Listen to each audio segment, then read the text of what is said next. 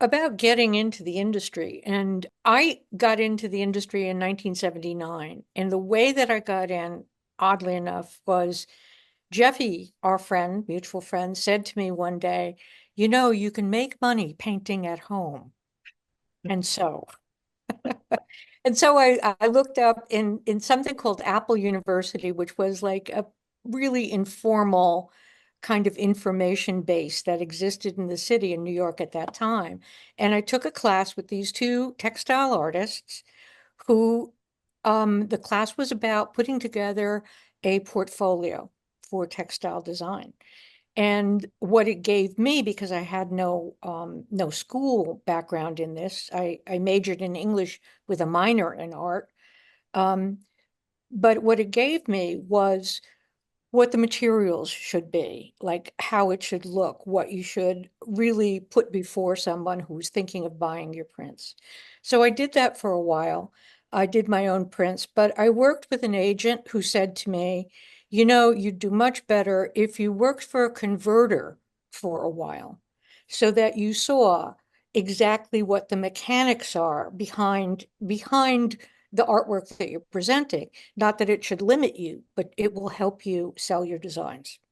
So at that time, the same friend, Jeffy, bless her, had gotten a job with New Wave Fabrics, which was a very hot, very in demand rayon dye and discharge printer in the city. And I got an interview and I got hired and I became a colorist and yeah, I think it was a studio artist, a colorist. Um, Harriet Sawyer was the head, and she was difficult, very demanding, very talented, and a little crazy. And the atmosphere was one of intoxication in more ways than one. But it was a very, at that time, I was 32 years old. I had come from a basically horticulture without portfolio background. I did a lot of work with gardens and plants, and that informed my design sense too, color. And so, interestingly, it was very challenging for me at the beginning because although I had dabbled in painting and drawing, I was not a painter and I learned about painting. So was it inspiring? Absolutely. Absolutely. Even down to what brushes to use. You know, it was very, very interesting for me. The other part of that that was interesting was this was a very niche situation, you know, the printed rayons for women's wear.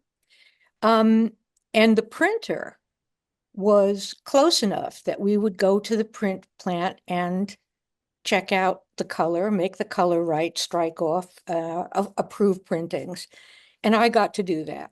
So this was like a mom and pop situation that was really ripe for learning like different parts of what I was doing with textiles. The print plant was a kind of repurposed industrial revolution building that I later found out was one of the major or the first factories for producing Colt 45s. And it was all this brick and all this kind of feeling of time. It was in Paterson, New Jersey, and Paterson at that time, and I think we're talking about the history of textiles, was based on the fact that there was water power. There was the Paterson Falls. And there was also a canal that ran right outside the building, right next to where the strike-off artists sat, like where we sat. And water from runoff from what we were doing would come through there. And I think one of my major memories of this, and it was so strange, was that I looked out that window one day because we would be there for hours. We would be sometimes there for 13 hours because they would make an adjustment, come back, show you. You'd say, I need this changed, come back again a couple hours later. So it was a very long process. I looked out the window, I was a little bored, and red and blue color was coming down the canal, and the canal abutted the building. So it was like you looked at and you saw this color flying by. And I mean, it was a little scary, but it was also really interesting. And I thought, how how does this happen that they can just, put this waste in the water? And it was kind of like a signal that this isn't going to go on for too long. So anyway, that was I learned a lot. I thank the people that were involved in the company I was working for. One of the principals was Wally Fuller, who had an innate sense of what the market wanted and was a very, very talented fabricator.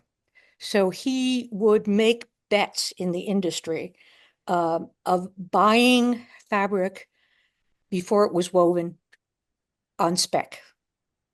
And that was part of the success of this place because they cornered the market in a certain kind of rayon. I forget what it was called even, but it was a very interesting proposition to see how well placed they were based on his gambler's instincts.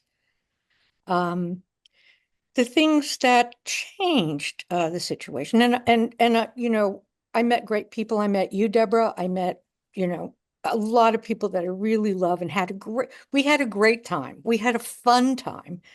Um, Harriet was a little bit of a downer, but everybody else there um, was playful and up. And the studio artists, we started naming our tools, and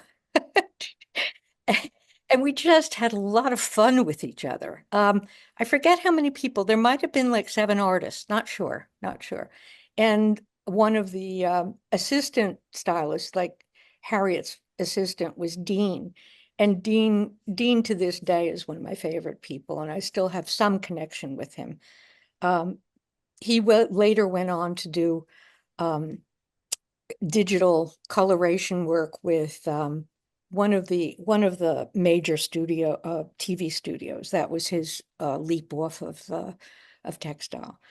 So things were going on, and we were doing well still. Dye and discharge was very, very desirable, and the fabric was desirable. And there were even competitions in the sales area where customers wanted the product so bad that they would offer inducements. And the inducements were usually illegal. So it was a high time, let's say. And that was from 1979. And I think I was there until 83. And in 83, and this was interesting too, because the people that taught that informal class were talking about how things had changed since they started. And they sensed that there was a closing down of opportunity in the market. And they were in basically menswear patterning. And so that this subtle undercurrent thing was going on too. When I was first in the industry, there was a history of stylists, usually women, but sometimes men, who were divas, who had tons of perks and tons of money for what they did, and that was the stylist, position. And Harriet certainly filled that. But other people, and I remember seeing that there was a kind of deflation of that very privileged uh, position in the industry, and that happened over several years after I was first in the industry. There were people that were famous, like Joan Kessler, who still maintained their power, but it was not royalty power like it was in the beginning. So, um, so I was very satisfied with what I learned there because I was in a position to learn a lot of things. Wally was always open to showing people, telling people about fabrications. He even had these every once in a while a pop-up class in weaving and in fiber. Um, the thing that took New Wave out of business was that Allied Prints, that printer that printed in the Industrial Revolution building closed suddenly. Like, I think the bottom sort of fell out for them. One of the reasons that they gave was that the physical layout of the plant was so inefficient that they couldn't make money. So that began a kind of a search for who to print with, where to go. And we went to other places, notably Lebanon, Pennsylvania. There was a printer that did die and discharge. One of the things that was a sadness for me was that I loved working with the printers. There were people that were so admirable in what they knew and how they knew how to get what you wanted. There was communication that was very special. So that changed, and I worked with new people. They were okay. I never had the same kind of relationship with them because because it was further away, because I wasn't the only one going there. And it kind of yeah, it kind of changed. We still had good printing, but the company was also looking at other places to print. You know, they had learned their lesson with Allied that you can't just have one print, one printer. So New Wave went out of business. And I'm trying to think, it probably was 83, but one of the principals, Wally Fuller, hired me to come on as the stylist. And he knew me, you know, I thought, well, okay, let's try this. And he partnered with a fellow that was difficult because this fellow thought that he knew everything, and he was like a pretty windy guy. And he and his wife were the other partners. But Wally was the stabilizer, which is kind of funny because he was such an extreme personality. And we started printing. I'm trying to think of where we printed then. That was Textile Innovations. That was the name of the printer. And I think we printed down south. Not sure. That's a little vague for me. I should have looked that up. But I stayed with Wally for another few years, and we were feeling the threat of the synthetics coming from Japan. That was like a very clear. And the other threat was European rayons, which was KBC. And so those things together made it very hard to have a kind of cornering of the market the way that we had from the first company. So it was still a good, fun position. I had people working with me that I really liked, but I could see that there were obstacles to really having any kind of growth. I think it could survive, but it wasn't going to grow. I heard about a job offer that was in the market, and that was to head up a startup company, a design department for a startup company that would be funded by KBC, who were funded by DMC, the French yarn people. So this was big corporate. I went to an interview in Germany. I met first I met the major salesperson for this company. That was going to be, well, the company that existed, KBC. And I lost my appetite for a whole day after. It was so intimidating. Uh, he was huge. He smoked a cigar. He was very, very imperious. And I thought, I don't know. But they wanted to see me, the head of that wanted to see me in person. So I went to Germany and interviewed with him. And they said, we're going to take a chance. And so I became the creative director for a new company, which was, sadly speaking, Fashion Fabrics of America. So That was okay. I mean, they didn't interfere too much with the absolute beginnings. The two principals involved were two European men, um, and they had been in the garment center a long time, in the industry a long time in the US. So they were picked to be the instigators, the initiators. And they had a very different idea of what the creative, work should be, but we got along. We made it work. And we started gaining traction. It was very difficult for me because I had to work, I had to learn the German system of coloration, which was all on computer. And I was so hands-on. I had a hard time with that, but okay. And also for engravings, I had to kind of give up some of the direction just at the beginning because it was the engravings were essentially set up by them. Um, Later, I could do my own interaction with the engravers who I knew from, previous work. So I was more able to get what I wanted from the artwork that I was proposing. So that part of it was very heady.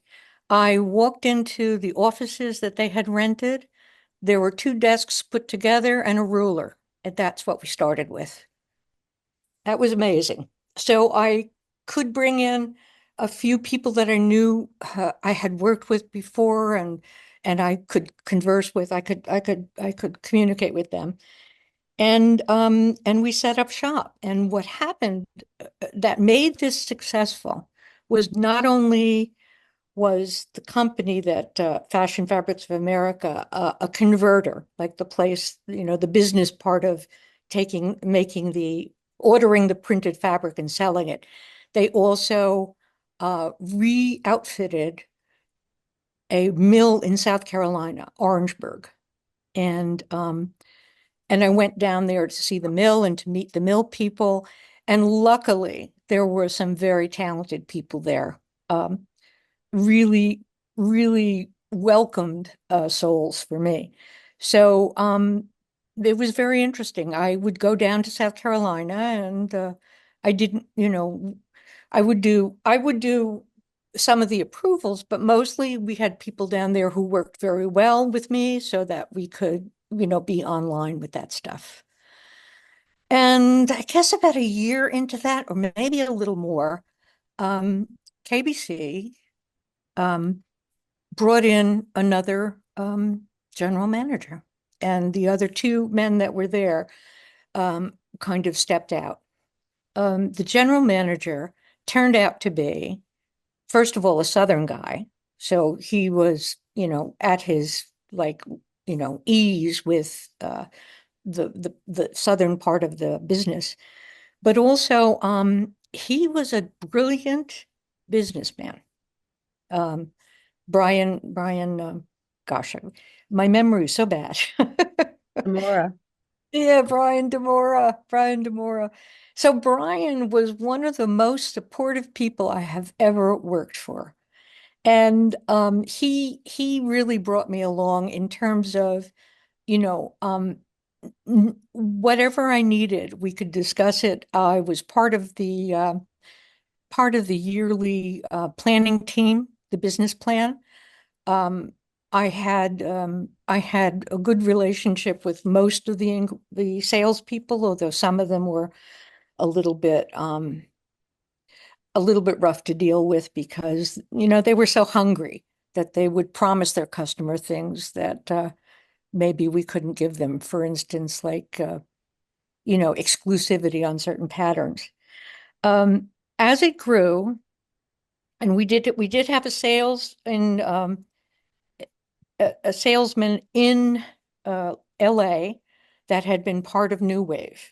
So these are a regrouping of old forces.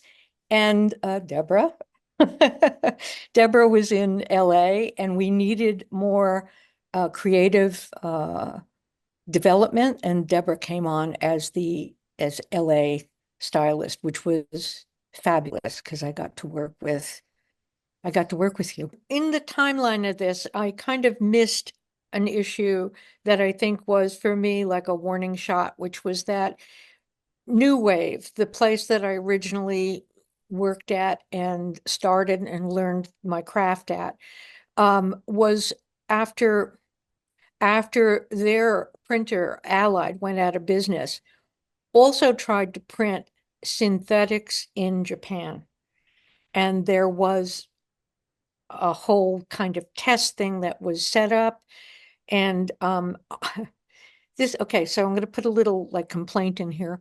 I was supposed to go to do the printing, but the last minute, literally the day before I was going to leave, they changed to send one of the artists, Earl, because the idea was that that the Japanese didn't want to work with a woman. So, yeah. Anyway, Earl was very good at ruffling papers, and that was kind of it. That was a test that did not work well. The prints were, and this was true of most of the Japanese prints that I saw, was that there, I think the level that we were working at, like, was part of this. We weren't doing like the exquisite designer things. We were doing commercial, long runs.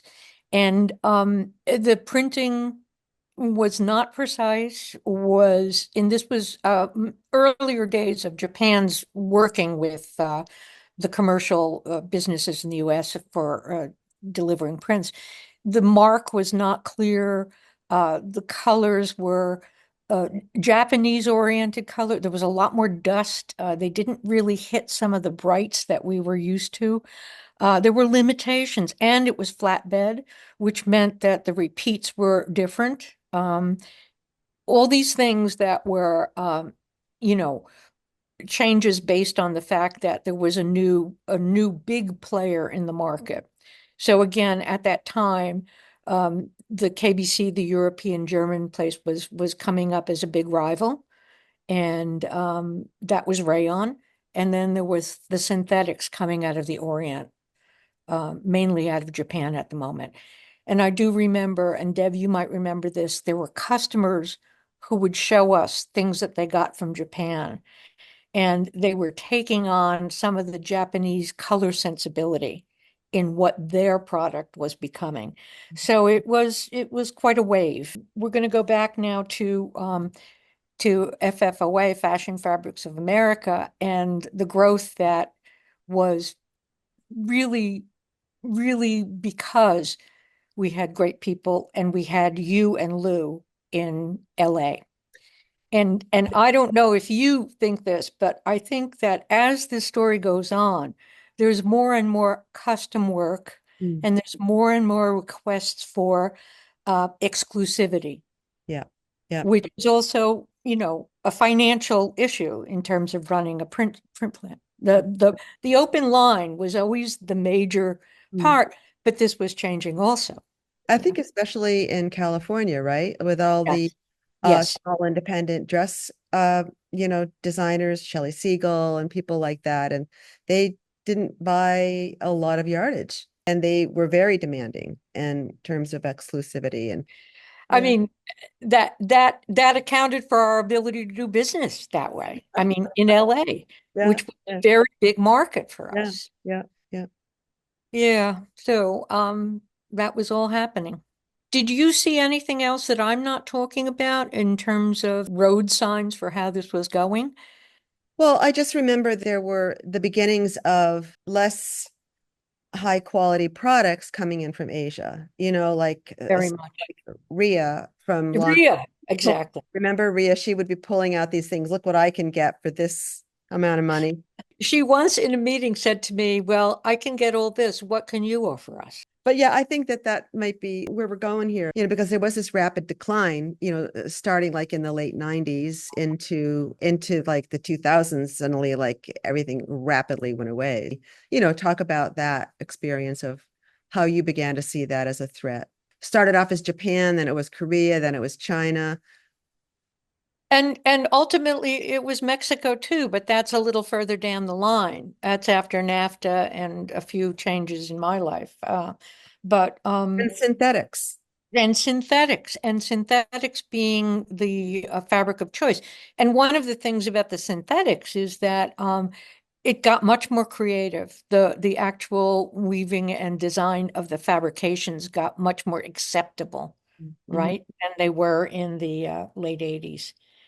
Um, so I left uh, Fashion Fabrics in 1995. One of the things that happened there, and I think you had left before that, and we were seeing like this major competition coming on, but also the fellow that was the main director of the plant, he he left for another job because he felt that the Europeans had not honored their financial, agreement with him. And there was this sense that the Europeans being like over there didn't really understand like the dynamics of what was going on here. So that business could have been strong for a longer time, but with this fellow who was so creative and so able Mm. to see the market and see the financials of it. When he left, it got very bad for me. And they brought in, this was so much fun, they brought in a lot of these MBA types, Yeah. and they brought in other people who kind of, moved into the desks, but really had no idea what they were going to do. And it made it really difficult for me because I was not supported. And I left, and they put in a designer from Europe who did a line that I may be wrong about this, but from my point of view, what I saw was like not answering the market at all. Well, it So wasn't an American line. I mean, it was it more, was an American line, exactly. And it was, and yeah, they might have, I think they probably competed with KBC, unfortunately. They didn't realize that they were that they had something in hand that they could have had for longer. right. So and there was, I think there was desperation also in this, so that was reflecting the market. I left and I did consulting work for other European companies, one of which was Ulmia, which was a lovely company, and I loved the people I worked with, and I loved going to Germany. And I hated some of the reliance on digital. So we should talk also about how digital also affected everything. Later, the print processes, but at that moment, um, all of the um, all of the coloration was like out of our hands, right? Mhm. It just changed to that. So there's this flattening of the creative, I think value of what Well, was happening. I mean, early computerized design, I mean, it's gotten obviously much better today, but back then, Yes.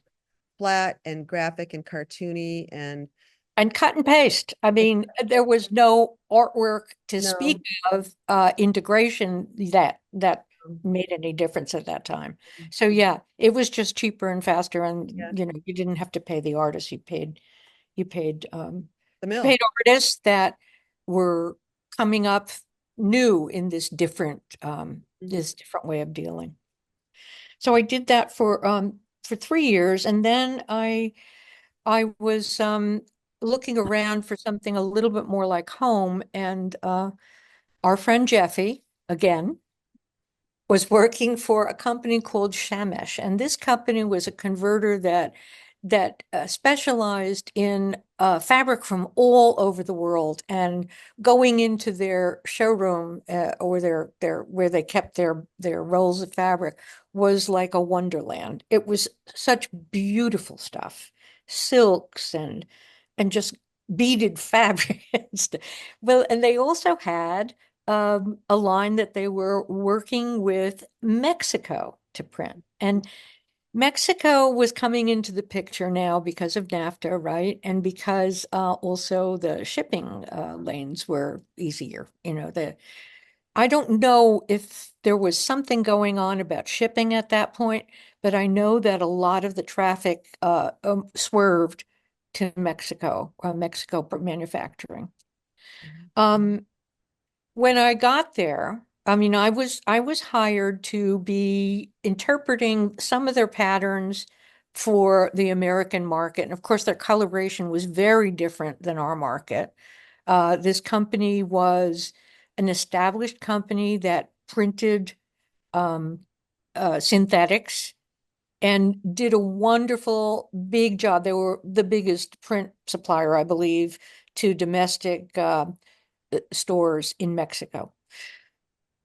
But they were not very successful in the US, and they wanted, eventually, they wanted, me to produce designs, which was great, not only recolorations, but I was in New York and that was Mexico, and we didn't have a very fluid conversation with anyone there. There was no anchor that understood what we were trying to get.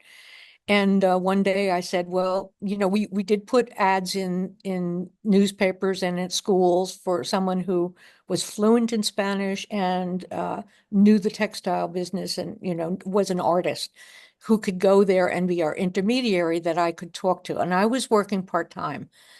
And at one point we couldn't find anyone, and I said, well, I'll try it for a year. And I went there for a year and I stayed for 13 years.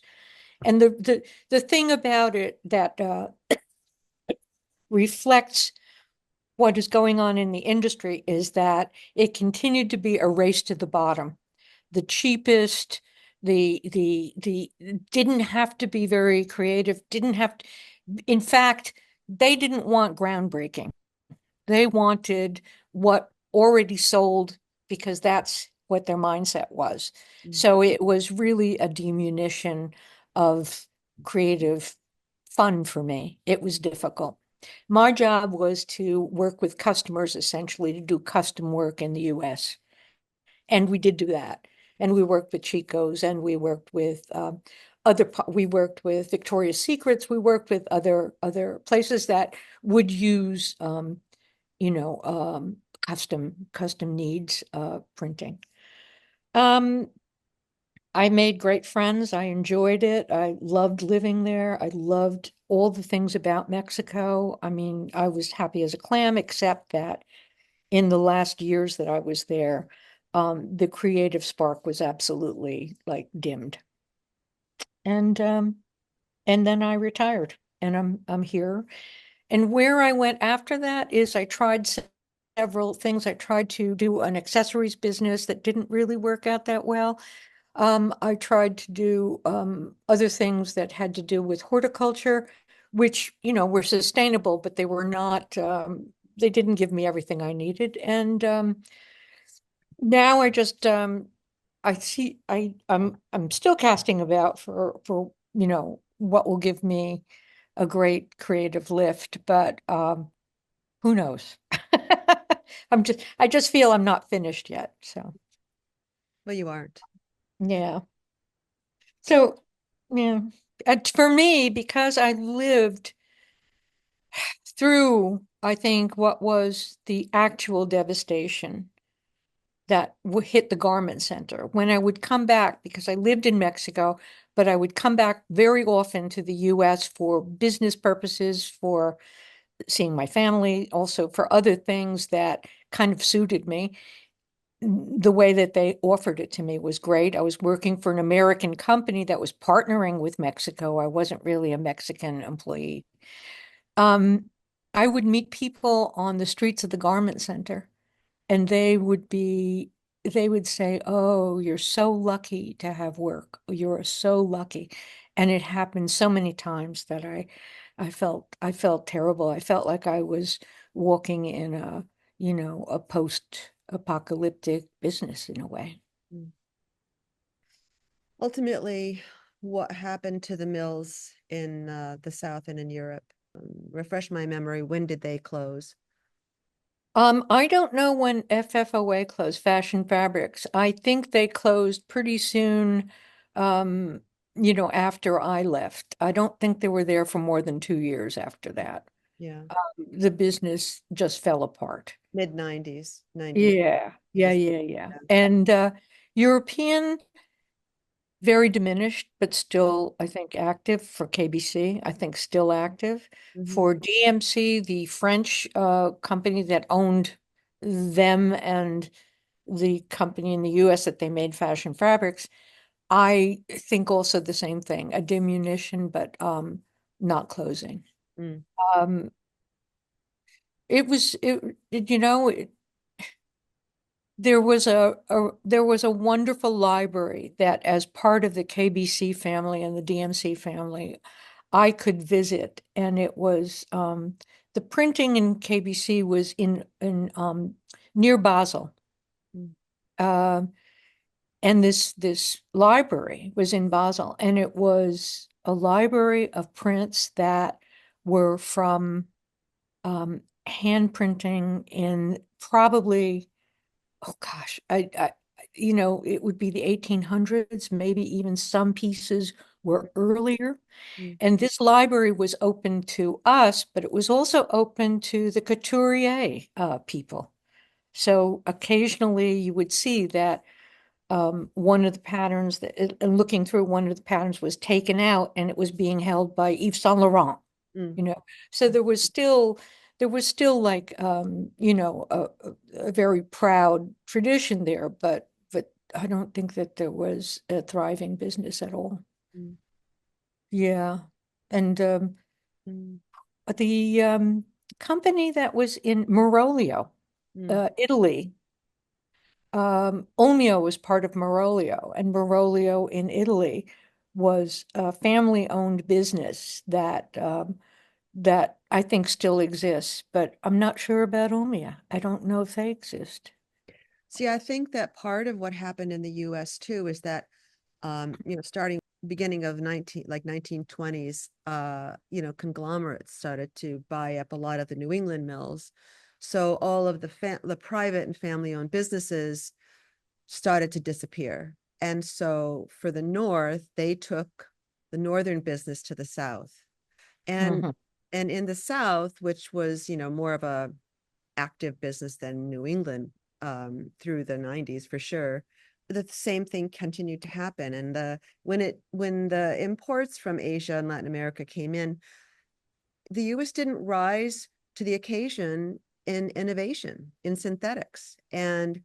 So and in fact, we trained and sold our equipment to those countries, and we Yes, sort of put yes. ourselves out of business. There was a story of KBC when I was still working, with them as the mother company, Mm. sending people to China Yeah. Yeah. who had, but they phrased it as a partnering business. Mm.